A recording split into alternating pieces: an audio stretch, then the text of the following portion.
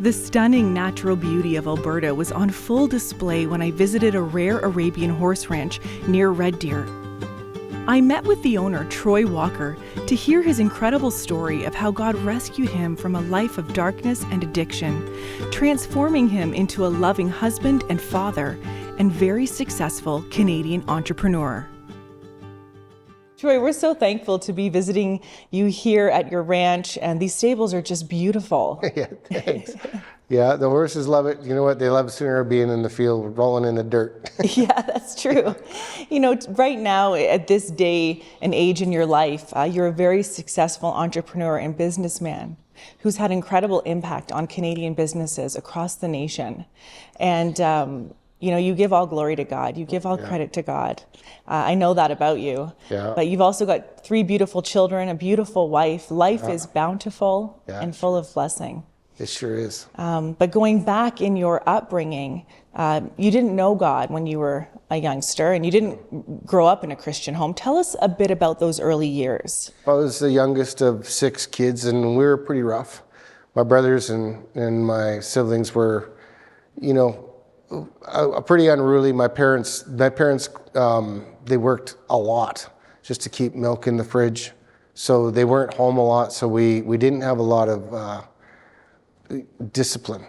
And so from a very, very young age, I was involved with stuff that I shouldn't have been as a young kid just because of the older siblings. So it was first time using drugs at 8 years old, and hard drugs by the time I was 12, like chemicals like acid. And you know, it's totally miraculous, but I remember, again, when I was 15, my goal in life was to live to 20. That was my goal. All I wanted to be was a drug addict and a rock star. That's all I wanted to be. Part of your journey into living out life like your brothers in bad behavior and even into self-medicating with drugs had to do with some things spoken over you, mistakenly really, you know, by your mom. Yeah. What happened in those moments? Because I had trouble learning, very dyslexic, and I couldn't even read a clock or the alphabet. I couldn't recite the alphabet till I was in late grade 2. The numbers and letters are all backwards. But so essentially, she was going through the trouble, but she said something over me, which I was hidden behind the wall, and they didn't know I was there, listening to them as she was weeping. And she says, you know, troubled kids, and they're always fighting. The girls are running around, and these kids are unruly, and I have a son who's dumb or stupid. And I just remember that moment, and it just came down like a weight. I felt it. And then from that day forward, it didn't matter what I did in school, I could never pass anything. That was just because I accepted the fact of those words. And those words were on me, and those words defined me. And I just thought to myself, you know, my lot was defined. Yeah. My future was defined by that. And but God had a different plan.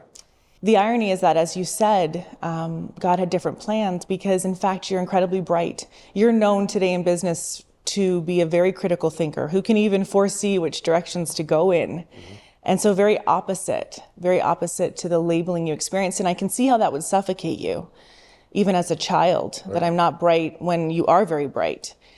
It's just in a different way. Yeah, that's true. You know, I didn't get an ability to read and write, although I'm very good with legal documents because I have to look at every word. Because like a P is a D and a Q is a P or a D or whatever, so it's all very scrambled. But the wisdom that he did give me was something different. It was the ability to see ahead or around the corner and knowing this plus this equals this, and or trends and or inventions and all these things that God has actually given me. And I've been so thankfully a part of watching his hand move greatly. And we've invented products that are now global in the explosives world, processing buildings that are now literally law through North America, and utilizing this kind of thing, and just looking back and saying, God, you're crazy awesome. And that ability to think critically and have that high fluid reasoning, such a gift from God. You know, as you were moving past 8 years old and getting closer to 14 and 15 and moving into those chemical drugs, those harder drugs, you guys were a rock band. And you were into all kinds of stuff. Oh, yeah. A lot of dark stuff. Oh, it was very dark. If you could imagine walking into a satanic cult, we had such demonic even activity that went on in the room, and that just spooky stuff. And I remember the Christians many years telling me after that time that they said when they walk in that room and their skin would crawl. They could feel the demonic forces in that room, but yet they came in anyhow. Mm-hmm. And when they came in, even the first time they came into that room, they were coming to share Jesus with you and your bandmates. Yep. They said some things to you also that were very bold. They said things over you. Oh, yeah. And that got your attention. What happened there? It was wild because they come and they came in that room, and I don't know if like the Bible talks about the prophetic word, and the prophetic word of when God speaks to these powerful Christians and they get a word from God from you. And I remember they come in and they're walking through the cloud of dope smoke. Anyhow, they said, yeah, God spoke to me and this is what he said. And they read my mail. Like I was like, who talked to you? Who were you talking to? How did you know these things? Like I was like, and then also they talked about my future. They talked about what was going to happen in my future. They talked about the things that I was about to do in years, like 5-6 years from that moment. And it was absolutely 100% accurate. When you're that person and you're hearing them speaking to you from something that was inspired from heaven, it changes you. And it did me. It changed me. It's beautiful. And that group of Christians didn't leave you there. They kept coming back to you and your bandmates. Yep. And then they started inviting you to Bible studies. And you guys went. Mm-hmm. And some powerful things happened to the entire group of you. What happened?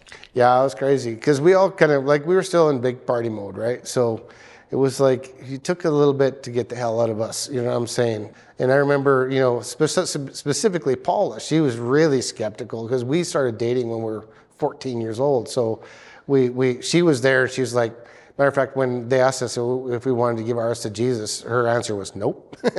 Nope, I'll see what these crazy guys do first. But anyhow, what happened was we all ended up basically coming to Jesus at the same time. They all ended up not just being Christians, but pastors and leaders. And now it was like incredible what happened from a bunch of, God uses the unlikely. Isn't it crazy?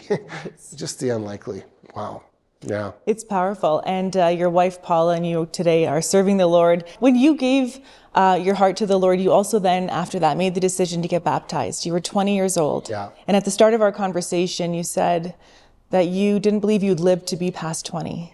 Mm-hmm. But technically didn't you? Tell us about the moment you got baptized. You know what? Once I got baptized, there was something that broke. The power of hell broke. The addictions, the stuff that was really holding me back was buried in that baptism water. And it was absolutely a changing point in my life. Coming out of that water, I did come out as a new creation. And I thank God for it. And, all the hell and all those things were left in that grave of the baptism tank. And it was miraculous. It was miraculous for me. So at 20, you died to yourself and you were reborn a new man serving God. It was powerful.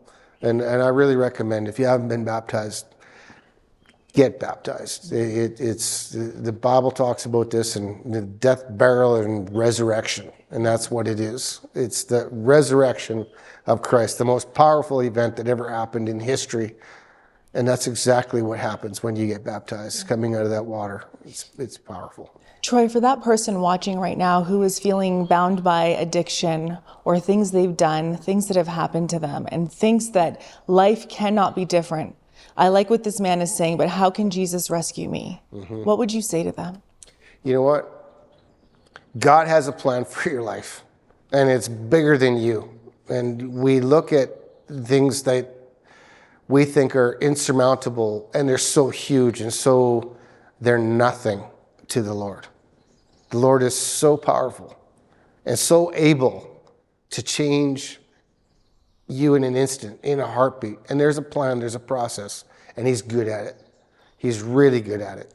He's really good at taking broken things and fixing them. He's really good at taking broken people and changing them. He's really, really good at taking the most unlikely and using them to do the most unbelievable. And you know what? I don't have to defend God. I don't have to convince you of God. All you have to do is come to his presence. And this is what they did with us.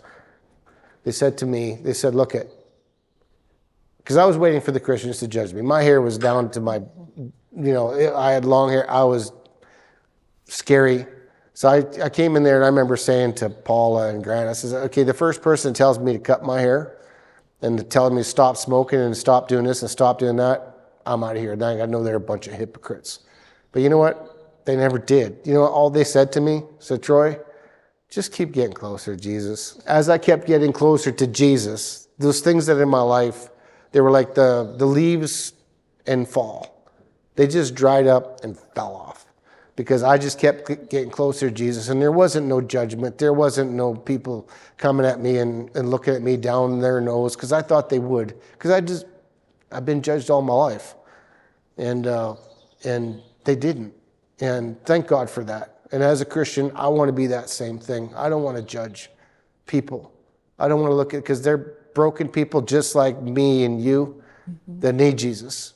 As you think about the future, God's future for Alberta, for Canada, what's on your heart?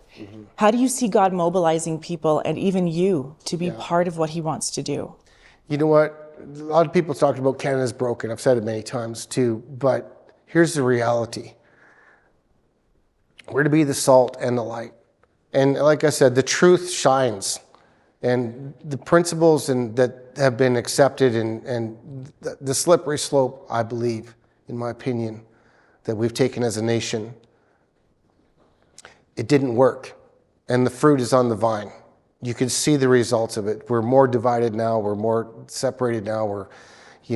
But the alternative, when you see righteous and the fruit that's there, the fruit of the Spirit that's there. And it's an example for the world to see, and it's very obvious. And I believe that there's a hope and a future for tomorrow.